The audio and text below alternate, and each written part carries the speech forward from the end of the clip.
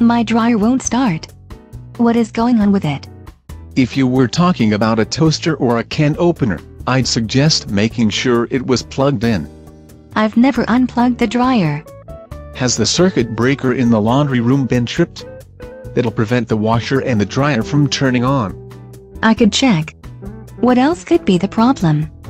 An electrical short in the dryer would prevent it from working.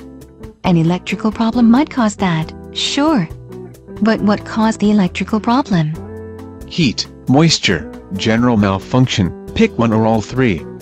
A dryer should be hot. Where would the moisture come from? It could come from the humid air the dryer vents outside but allows humidity to collect around the control panel, or it may be from the washer itself. Or someone in the house has been stacking wet clothes on top of the washer again, as water dripped onto the control board. If you're lucky, it's just rodents eating through the electrical cord. I would not consider that lucky. Fried rat smells terrible.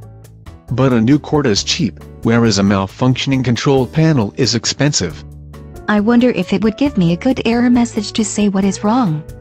Those things usually have error codes as indecipherable as car dashboard warning lights. And this is a smart dryer. Maybe it is playing dumb, and the control board is damaged. Or it thinks something is really wrong and won't turn on as a safety measure.